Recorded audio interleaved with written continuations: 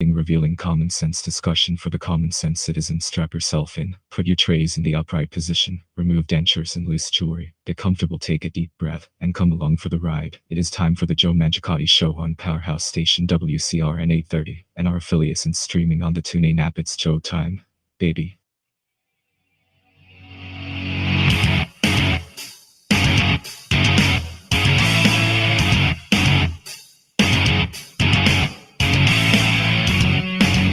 All right, folks, good morning and welcome to the Sunday edition of the Joe Mangiacotti Show from the Boxtrop Middlesex Mattress Outlet Studios. I'm Joe Mangiacotti, online at tjmshow.com, and follow us on all of our social media platforms at Joe Mangi Show, M-A-N-G-I, Joe Mangi Show.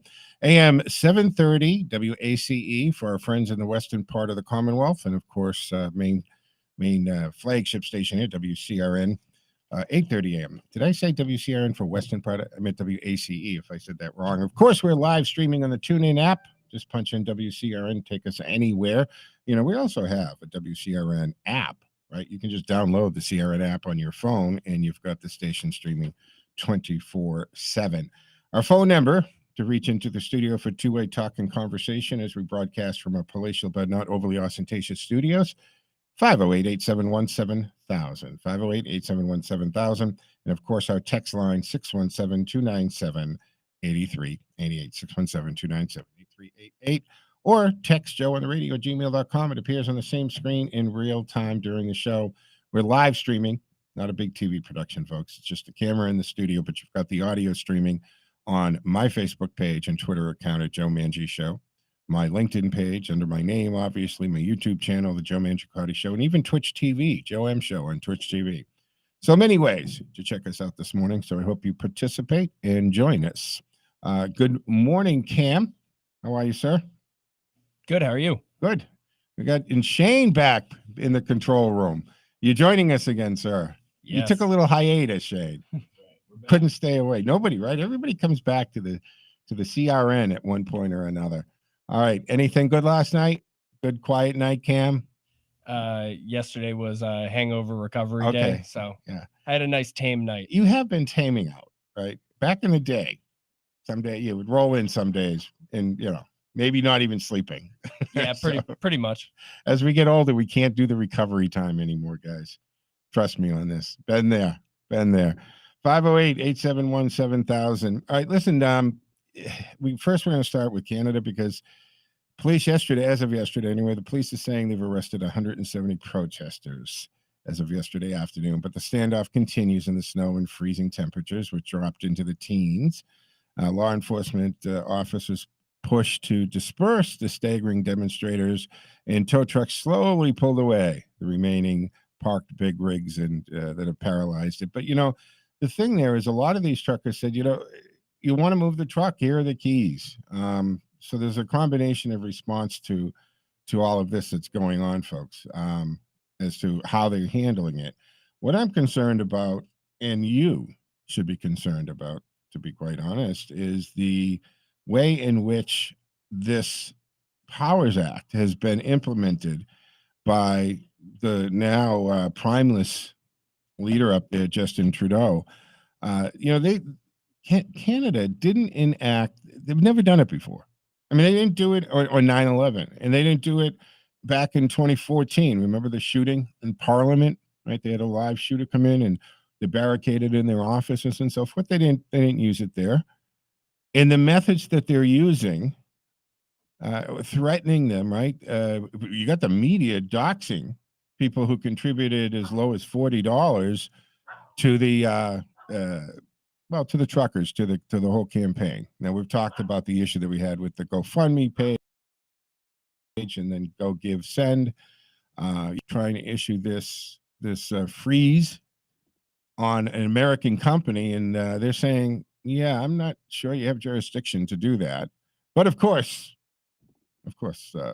no problem with the GoFundMe. They just not only did they seize it and stop it, but they were going to distribute the money that was earmarked for the Freedom Convoy truckers to choosing, which just blows my mind that they would even think that that would be anywhere near remotely A, acceptable, but B, legal.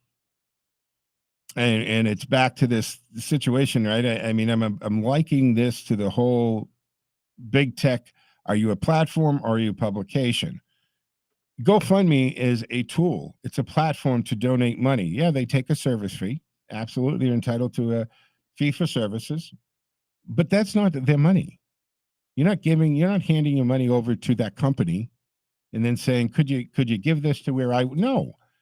There's such an incredible fiduciary responsibility in the role that they're playing that it blows my mind that they would even think that it's okay to give money to anyone else.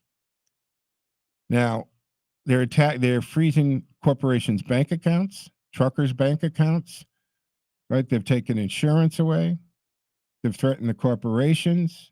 I mean, these tactics do not seem that they should be coming from what's supposed to be a fairly free society.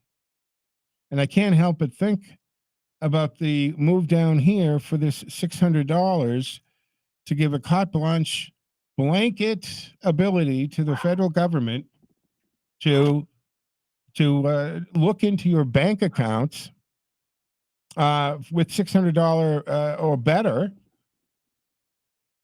For what reason? I mean, that circumvents all of probable cause, freedoms, and secure. I mean, the relationship between your banker and you, that really should, that's supposed to be a very, well, A, it's a fiduciary relationship, but B, it should be a sacred type of relationship between the two. And the government should have anything to do in there. If they don't have enough to go to in front of a judge, lay their case out with probable cause to look at your account, they should have no ability to do that. Now, we know that they do this anyway, but imagine if we had an administration that overstepped the role of their branch of government and they started deciding that anybody who is protesting or has a point of view that is opposite to or they don't agree with the administration, they can freeze your account,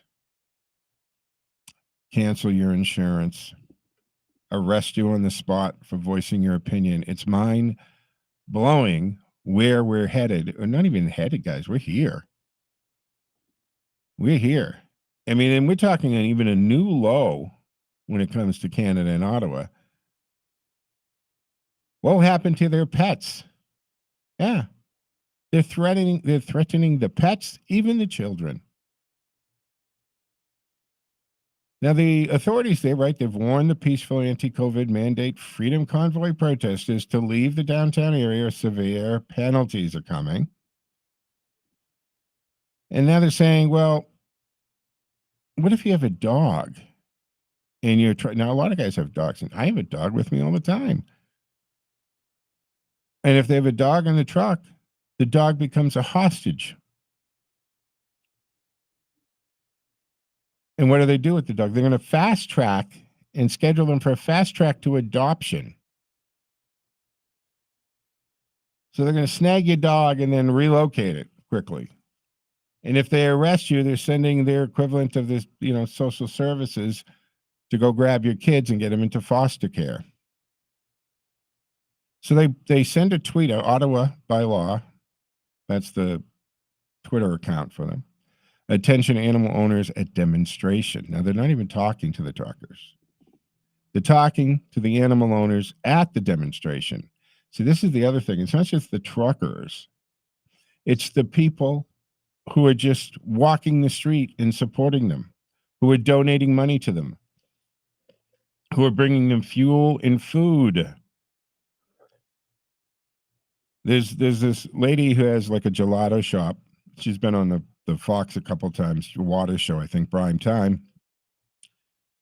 And she saw what was going on, and she felt that, it's going to be like 0 degrees, right? It's going to be freezing. And she thought she'd donate some money so truckers or a trucker, somebody can get some fuel, keep the truck warm, and not freeze to death overnight. She's approaching this as a humanitarian type of effort. And they doxed her. The media did, not the government. Right, the Washington Post. This is Times rather. These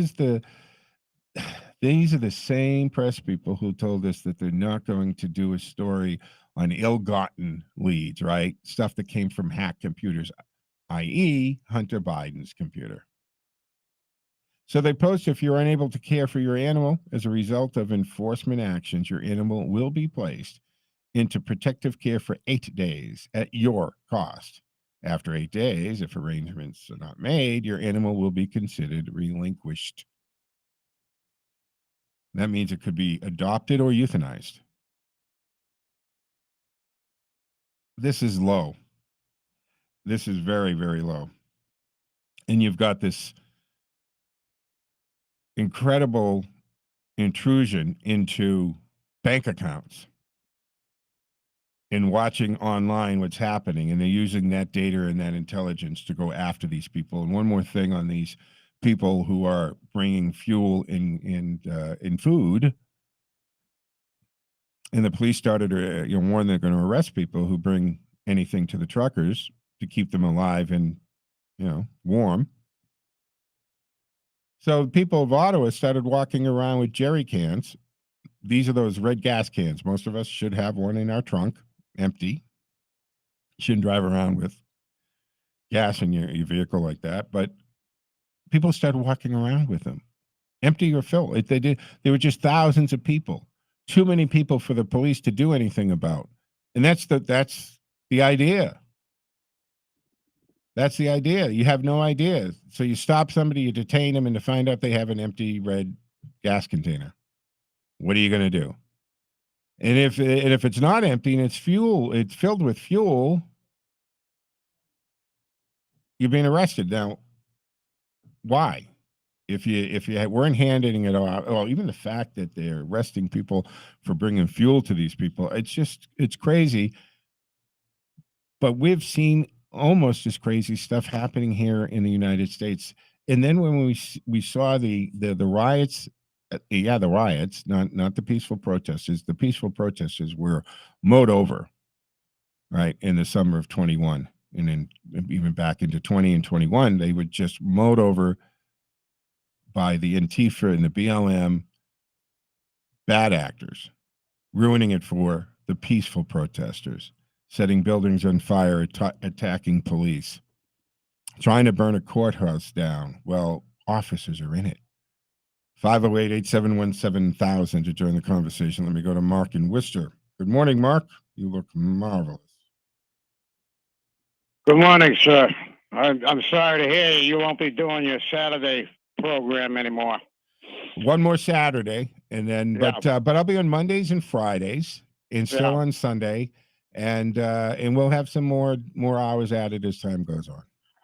One less conservative voice in the state of Massachusetts. That's just what they. I'm not going anywhere, Mark. I'm just changing hours. I hear you, but less time is less air time to get the message out. That's the point I'm trying to make. Now, what's going on in Canada is that Trudeau enacted an Emergency Powers Act that was passed back in the World War II era. Okay? That's what he did. So essentially, the citizens of Canada are now under an Emergency Powers Act, which means that their civil rights have been suspended. Essentially, Canada, as we speak, is under martial law. Yep. And whether it's your dog or whether it's you, your civil rights have been suspended if you're a citizen of Canada because you're under that Emergency Powers Act that was passed in World War II. So they're essentially under martial law. Yeah. You got it. Give it a blanket power, right? Suspended all due process, probable cause. They're looking into bank accounts. They're doing all this.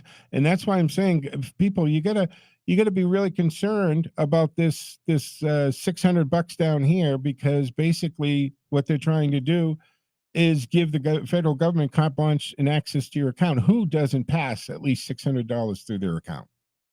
The only people who are going to be exempt from this are people who just don't have any kind of account. Who's that? Homeless? I mean, who doesn't have $600 at one point or pass through their account? So basically, they've said we have complete carte blanche authority to monitor your bank accounts and to see who you're donating to, Mark. Right now, they're going to know what charities or causes that you're giving money to. Or what are you buying? The people who are being arrested right now, their names are not being released to the press, which they're supposed to be. They're not being charged with any specific charge, and they're being denied bail so they can hold them indefinitely. January 6th. Does that sound familiar? Yeah, they are doing that with the January 6th protesters. And I'm just saying protesters because... And they're doing it with the people who are there arresting in Ottawa right now. Yeah, they are. Absolutely. So their civil rights have been tossed out the window under this Emergency Powers Act that was initiated by Trudeau. So the bottom line is that they're under martial law. Yeah. And if you don't think that can happen here, you got another thing coming. Well, Mark, it can happen. This is a beta test. What's going on now in Canada to see how the people react to it. Mark, and what we saw here and what we're living in down here is all of these like election law changes and mandates that have come within the United States have all been done under the guise of the pandemic emergency. And that's what has given governors these power. And they've got a sense, they got a taste of it, Mark.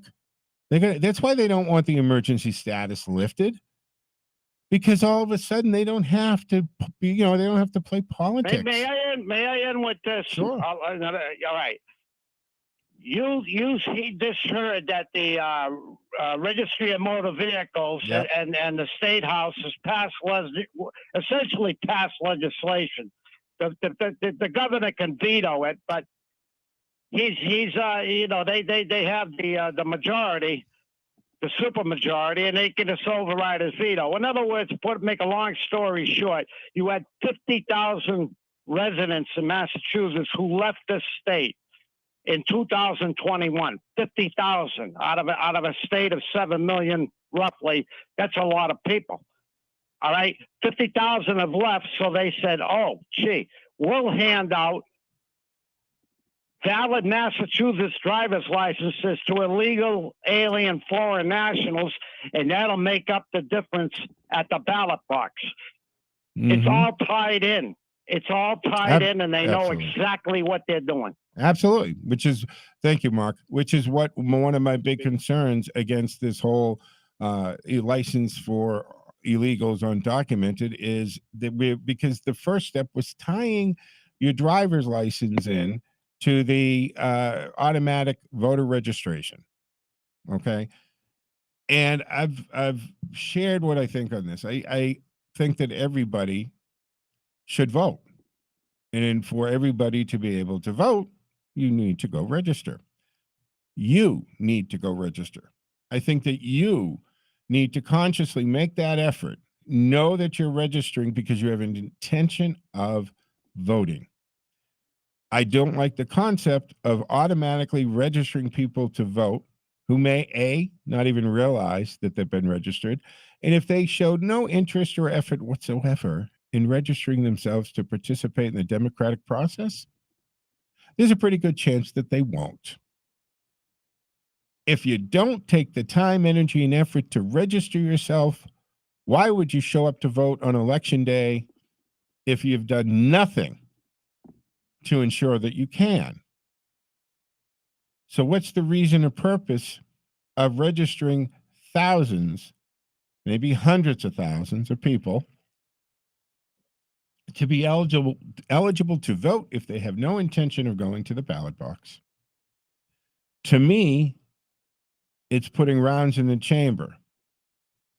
It's just building a pool of voters who are not likely to show up. And if they're not likely to show up to vote, there's a pretty good chance they'll never know that their vote's been used. See how this works? So this automatic registering thing, do not like. Easy to register? Yes. I think you should be able to go online, click a few buttons, register. They send you out a confirmation signature card. You send it back. You stop by City Hall. Maybe they even have voter drive days, but it's you have to make the effort to do it. And now that they tie automatic voter registration into licenses, what happens when they issue all these licenses? Are they going to be denoted that they're kind of different type of licenses and that these people aren't really citizens? When a police officer pulls them over for a taillight or speeding or slowing a red light, whatever the reason that you get pulled over for, and they handed the license, how does that police officer know that this person is, in fact, an illegal who has a license or a citizen who has a license? And I get the argument, well, what does it matter? Well, it does matter.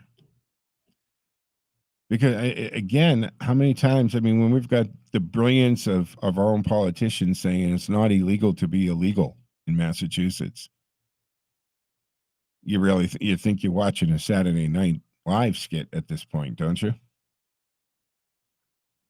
So the Emergencies Act that Trudeau's working under was passed actually in 1988, replacing World War II era one. And the government added powers in times of national crisis.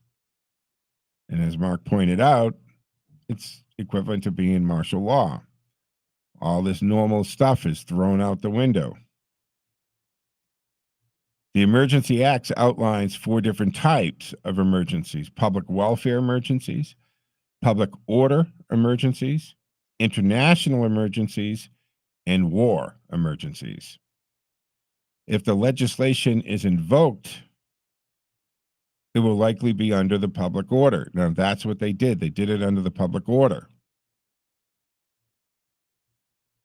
And the criteria here is strict. Lawful protests do not qualify.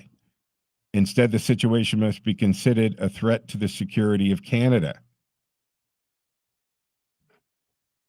So, but they're doing it anyway, right?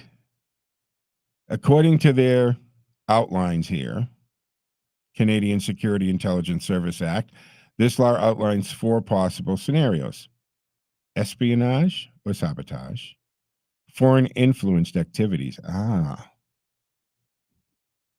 Trudeau made a little jab at that, didn't he, when he was talking about the 911 phones being jammed by American telephone calls, and that a great deal of this money is coming from America, from citizens here. So one could argue foreign influenced activities. And third, threats or use of acts of serious violence for political, religious, or ideological objectives. Trudeau is trying to spin this, right? He's gone to the Hillary book of terms and dirty tricks, right? I see swastikas and Confederate flags, yet we haven't seen one picture of any of this. If that was the case, I'm pretty sure CNN would be leading every broadcast off with a picture of the swastika or Confederate flag on one of these Canadian trucks, yet we haven't seen one. I haven't. If you have, email it, tweet it over, message it.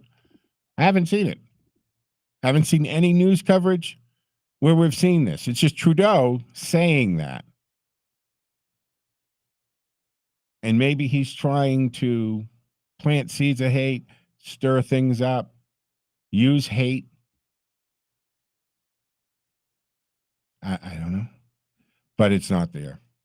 It's not there. All right, folks, we have to take a break at the bottom of the hour here in hour 1 of the Joe Mangiacotti Show Sunday edition from the Boxshot Middlesex Mattress Outlet Studios. Stick with us. We'll be back on the other side, of course.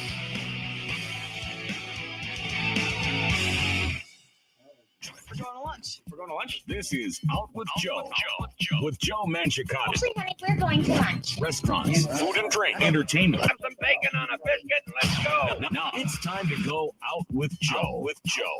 Welcome to this edition of Out with Joe, brought to you by Levante's Auto School. With 5 locations, click LevantesAutoSchool.com to find one near you. I'm Joe Mangiacotti. And this week, Teddy's on the Hill opens in the former Red Hat space. More on this, we invite into the conversation Mark Hurwitz from NECN in Dig, Boston. Hey, Mark. How you doing, Joe? Welcome to Out with Joe. So what is going on over there in the old West End and Red Hat, which is, I know, a place you used to hang out a bit, and I did too. Yeah, well, we had a bit of a scare last June because the Red Hat closed after being in business since 1907. And immediately after it closed, we heard that a new owner, Jake Nicholson, was planning to breathe new life into the space. So he recently opened in late January, actually, Teddy's on the Hill, which basically it pays tribute to the Red Hat, but also has a refreshing, the menu is a little different, upgraded, and the space was renovated a bit, but they do definitely pay tribute to the old Red Hat. Well, that was such a mainstay and a landmark for, like you said, I didn't even realize it goes back to 1907. So old.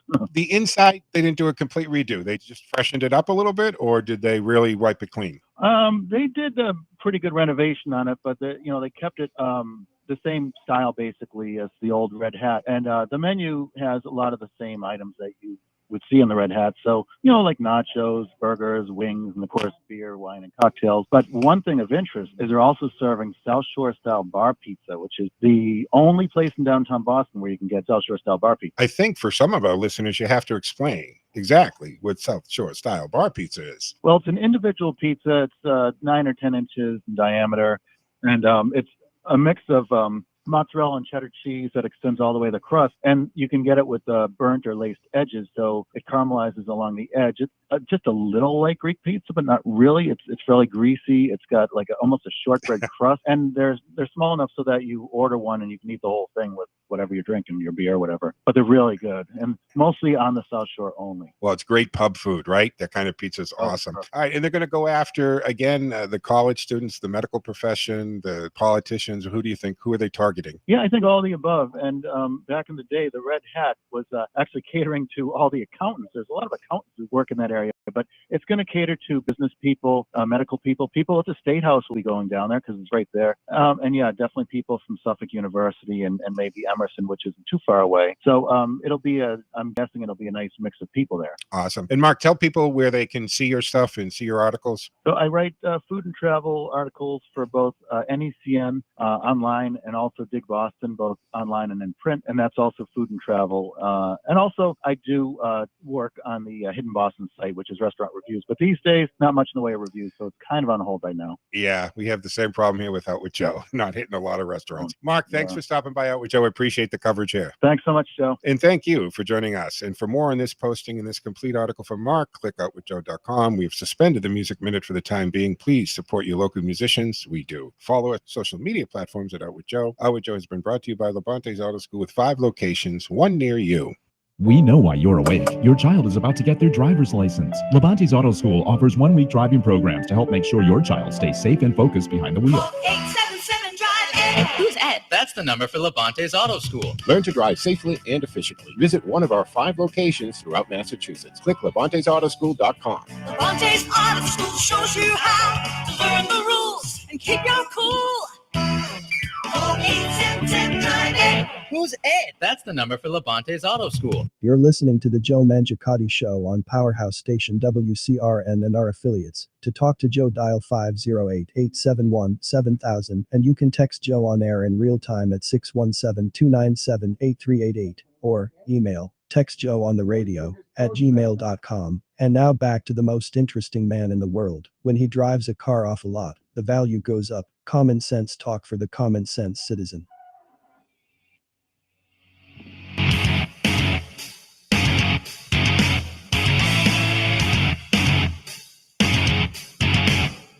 All right, folks, welcome back to the second half of the first hour of the Sunday edition of the Joe Mangiacotti Show from the Middlesex Boxdrop Mattress Outlet Studios.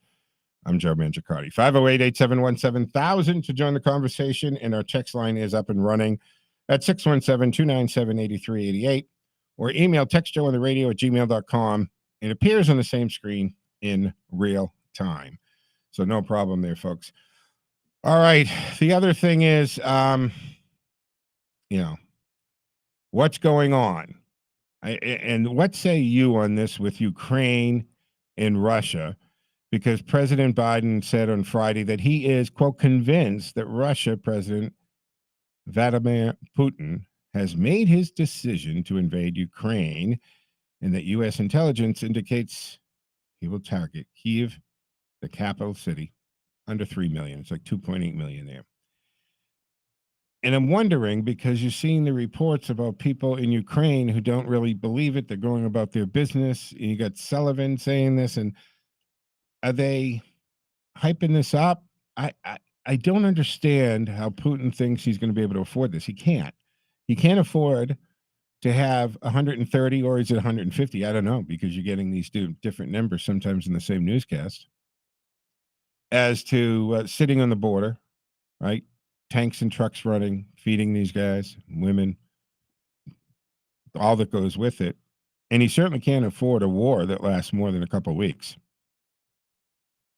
So is this really going to be, or is this all to get something? Is the White House propping this up so that when it doesn't go to all-out invasion, he's going to take credit for dialing it back, or his threats?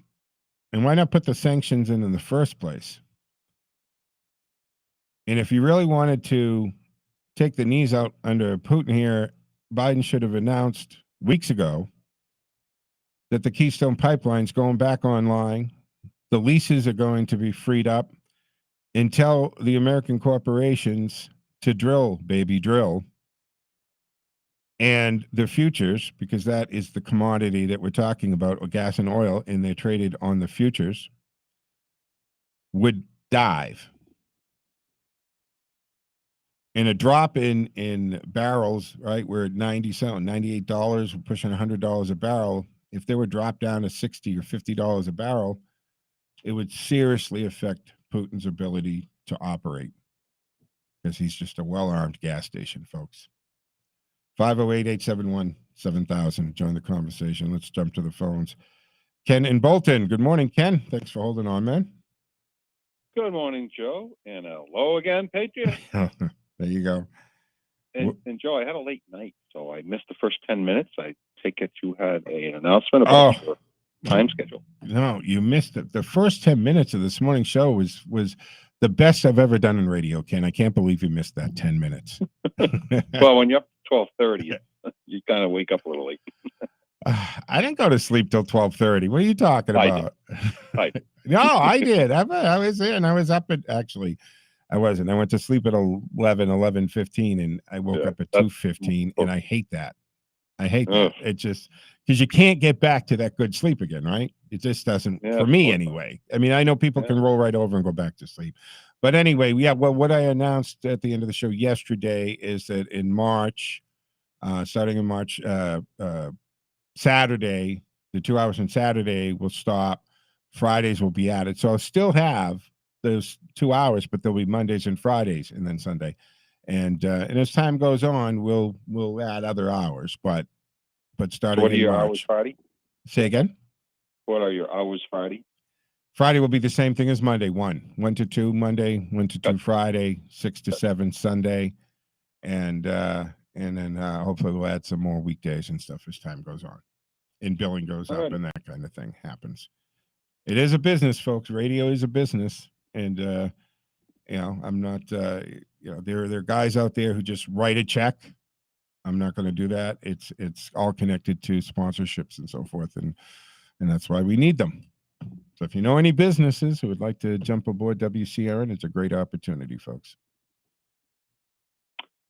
Well, there's so much happening there, Joe. I think it's time we buckled up, because we thought the 2020 and 2021 were a load. 2022 is going to be like something you've never seen before. Oh, exactly. I was just going to say, if this 2022, right, on New Year's Eve coming in, turned to 2021 and said, hold my beer. Yeah. Because we've got the midterms. We've got the possibility of war breaking out in Europe. which we know how that works out for the world. We've got these this whole argument here in the country with the redistricting, right? The issues there. We've got the January 6th, both the what happened, the atrocities of the day on January 6th, but more so the atrocities of these of the arrests and detention of really people who did nothing that warrants this, and then they're being held in isolation, right? Solitary confinement. They're being denied access to lawyers and media and family. They're not really being charged with these things. And then you look at, well, look at this 21-year-old kid that just shot up the mayor's race, almost killed the Jewish mayor. And not only does he get bail, but BLM raises it for him. And that's fine. Could you imagine for a second, Ken, reverse that? If this was a conservative, not a conservative, but a right-wing fanatic, because this kid isn't just liberal, right? We can't equate it. If you want to equate it to the other way, you would have to be a really right-wing zealot, shot up. It happened to be a Democrat, by the way. So here's this young man of color, and there's no look at or discussion of the anti-Semitic tone to this. Media's not talking about it at all. I mean, we look back at cases, Ken, right? What about, remember that red SUV that drove through the crowd at the parade all by itself? Apparently, trucks can do that just like guns can. That disappeared from the headlines really quick. There wasn't a lot of coverage on that story. Didn't that seem a little strange to you? That's the bizarre world we live in. Yeah.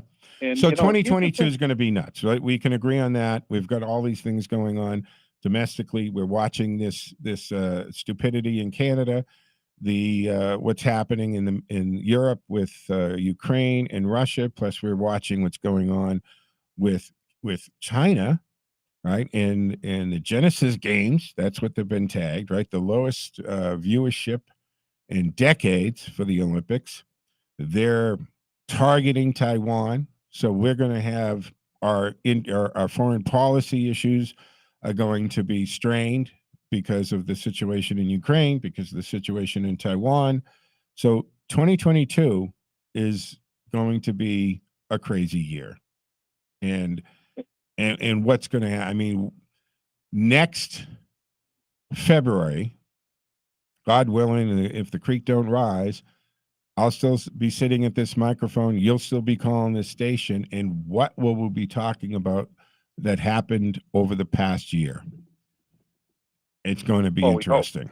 Yeah, like I said. Point where we hope that, because here's the thing, Joe. What have our opponents been calling us years past? Oh, yeah. They've been framing us, right, as absolutely, and going to try. Look what they're doing now, right? They're trying to tell us that the word freedom is an extremist word. Freedom. If you use the word freedom, you're a right-wing nut job. One of the words they've used for decades, for as long as I can remember, is fascist. Mm-hmm. Which is interesting, because what's the definition of fascist, right? This is fascism, folks, is when the government is in bed with the businesses, and that business can be taken away from you at any time.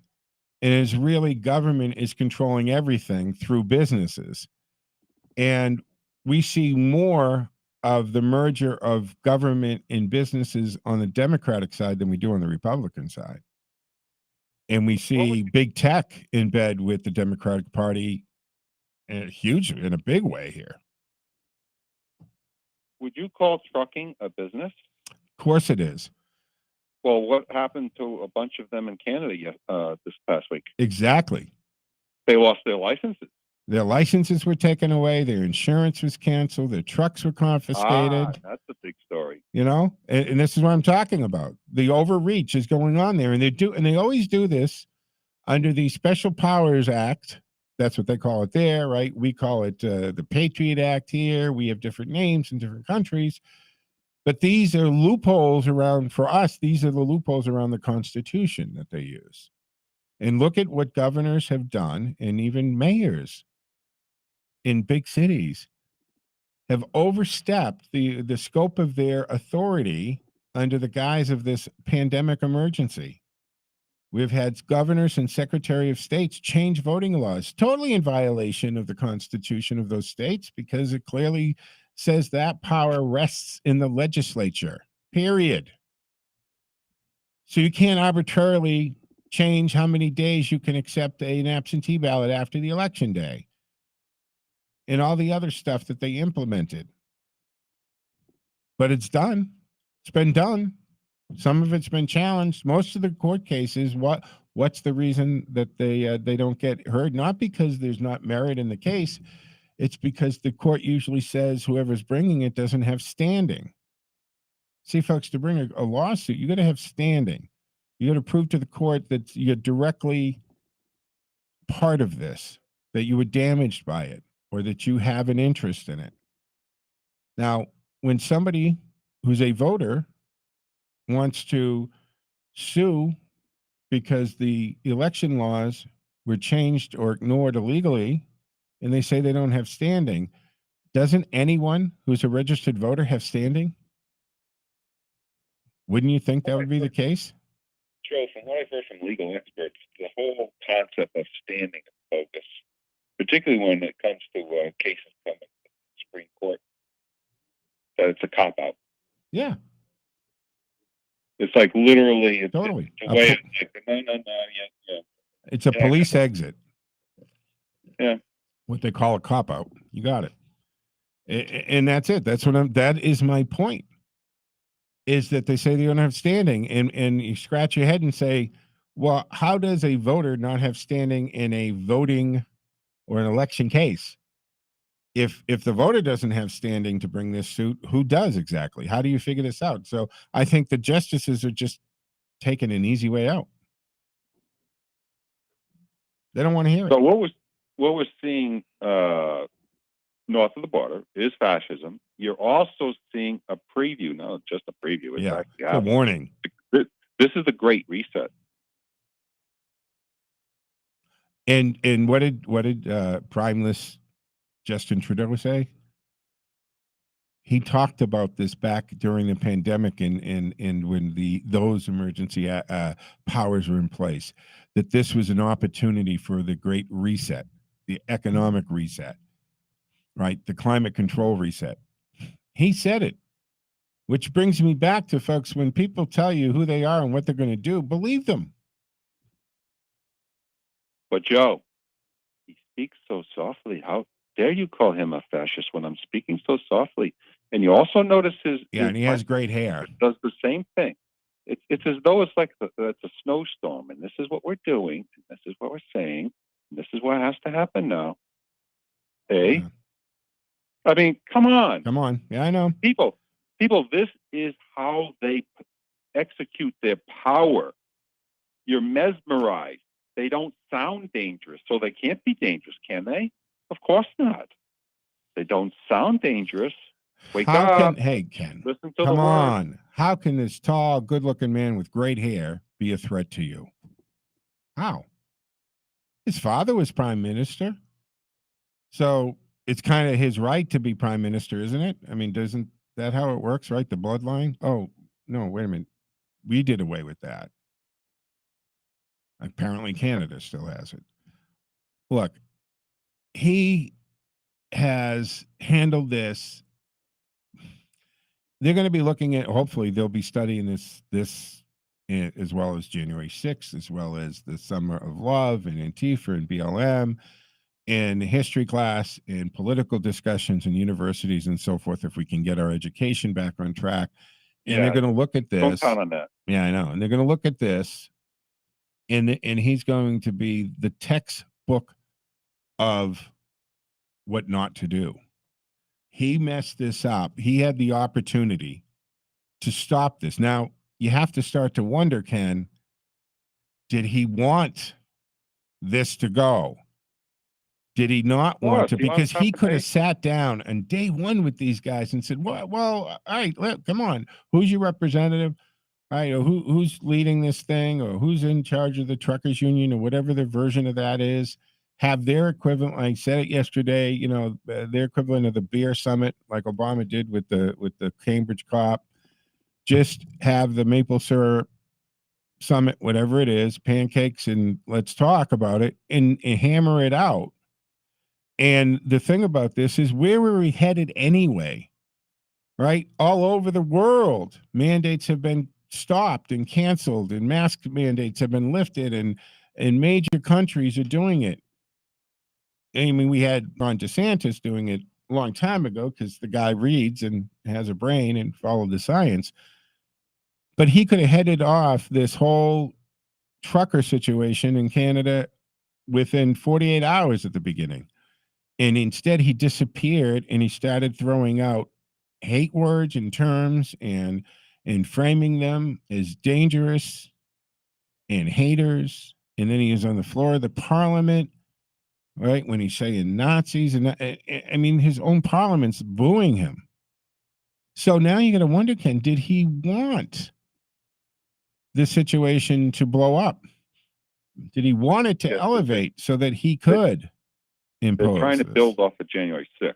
So what they want is for us to be violent. So that's another lesson, folks. The people of Canada are actually doing quite well on this score. There's virtually nothing related to violence. Yes. I think the only act of violence during the whole thing was there was a car that went into a truck or something, and it turned out it was an Antifa guy. I mean, the Canadians couldn't have done this better as far as proving, who is. They're well-behaved protesters, and that's very important because look at even here on January 6th, there were a few guys and women or whatever that may have broken the law with busting a door or a window, so forth. But really, majority of the people were just there holding their signs or the flag and just being part of this rally. No intention of doing, and they get swept up because their GPS phone put them on the Capitol. And then they got FBI knocking at their door, or they're being arrested, or they're being called in, and just for being there. So even the well-behaved people who did nothing are getting swooped, and that's what's going on in Canada right now, right? They're going after people who are just bringing them food, bringing them gasoline. So this is crazy. I know Canada doesn't have a constitution or Bill of Rights. They do. Well, not ours, I'm saying. It's different, but it was updated in 1982, and a lot of it is just being ignored. And it's being ignored because too many in power are gutless to confront this guy, take him down. But that could still happen. Give it time. Yeah. But, Joe, I wanted to get to Hall of Fame, Hall of Shame. Yep, do that because we've got a limited amount of time. So who do you got this week? So, I mean, come on, the Hall of Shame. It's obvious. It's Justin Trudeau. Duh. There isn't anybody else this week that even comes close. Right. There's no evil. Right. We have a limited number of evil dictators on the planet, right? Yeah. Although, I guess, did you catch the other news yesterday? This new, well, I shouldn't say a new alliance, but a more forceful, stronger alliance between Putin and Xi. I didn't. What are you talking about yesterday? Literally, it was announced that they're going to have a stronger alliance. So, well, we kind of knew that was coming, right? I mean, that was yeah. But geez, what a coincidence! The Olympics is just about to end, and all of our ugliest, dangerous people in the world are coming together and saying, "Watch out, folks!" Look, here. And I said this last month. I said the time to watch is right after the Olympics. Right after the Olympics, that's going to for one thing, really heat up Putin because maybe not detracting from his buddy's country during the Olympics might have held a little bit of control, a little check, but it also means that the Olympics are over, people are out, that's all done. Taiwan is wide open for him at that point, right? Nothing's going to Not stop only is him. the Olympics, this Olympics day, I question, with all that's going on, I mean, literally, Putin showed up in China in the opening ceremonies. Well, his country isn't exactly in good terms with the International Olympic Committee, and he's thumbing his nose at him. And, who's to say that this whole farce gets crushed? And, I didn't watch much of it, so maybe it should. I did not watch 1 second of the Olympics going. I mean, you happen to catch clips or whatever that they throw up in a newscast or an update or something, but I didn't sit down and turn the Olympics on for 1 minute. A buddy of mine in China texted me the other day. He said, "Hey, Joe, you watching the Olympics?" I said, "I haven't watched 1 second." And it was just silent for a while. He was like, "Okay, why?" And I'm like, "I'm not going to," because I get into this with this friend about the Uyghurs and the treatment, and because he's there and he's a Chinese cop, and people are convinced, and these are his words back to me. No, the Uyghurs are happy. They're very happy. They have beautiful camps and stuff, and they have education. And I go, "You mean re-education?" And he's like, "No, this is beautiful." Vital organs you want to give up. Yeah.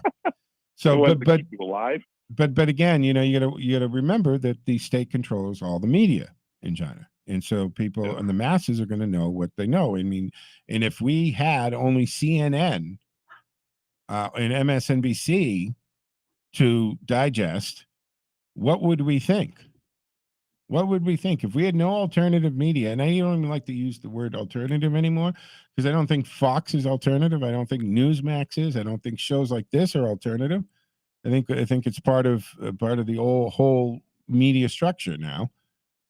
But if we were just, if this was back in the days when you had 3 channels, right? And TV went off the air at midnight. You got the test pattern, and then everybody was at dinner 5 o'clock, and you watched the 6 o'clock news, and you had Walter Cronkite, and and the old timers, and that's the way it was, and that's it. What would we know? What would we think the world was like?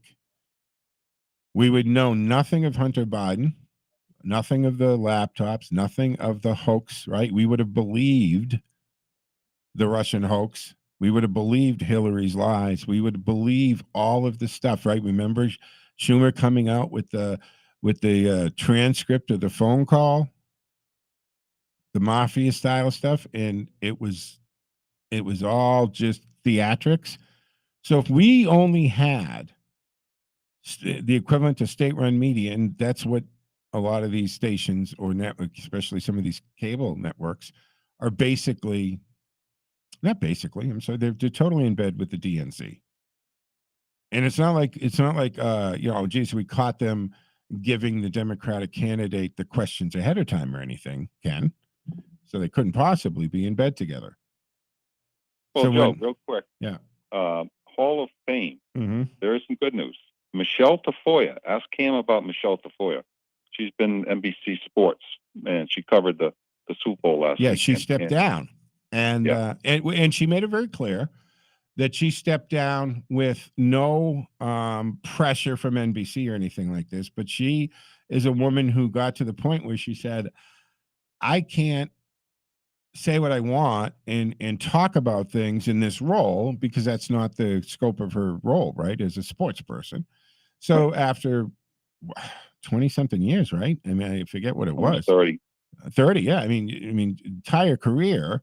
As a female sports, one of the first females in locker rooms and the whole bit, she stepped down. And what's she going to do? I don't know. I'm waiting for her to pop up on a with no. She's already said it. Oh, she's supporting the governor of Minnesota's candidacy. Okay, so she's going to just get into politics. All right, good for her. Good for her. Let her do her thing. That's fantastic. Her primary motivation was what her kids have been going through. Yes. With the pandemic. And that's a lot. Even women on the left, right? Even some of these moms on the CNN panels and stuff are speaking out, saying enough. My kid has been masked up when the rest of the world isn't being masked up. And the other issue is race. Her son was really buddy-buddy with a little black boy. And all of a sudden, when he gets near teenage years, no, that's not allowed anymore. Yeah. There's offending groups. So she's disgusted by that. Yeah. Yeah, because we've got the left who is segregating the country. This is crazy. Exactly. But unfortunately, we're running against the clock, Ken, running out. All right, thanks, Joe. But thanks, Ken. All right, folks, we're going to break here for 7 o'clock. Come back on the other side with Mike Wade and Conservatively Speaking. I'll be back tomorrow afternoon at 1 o'clock for the Monday edition of the Joe Mangiacotti Show. And starting in March, we'll do Fridays at 1 o'clock as well. Stick with us, folks. WACE Chicopee.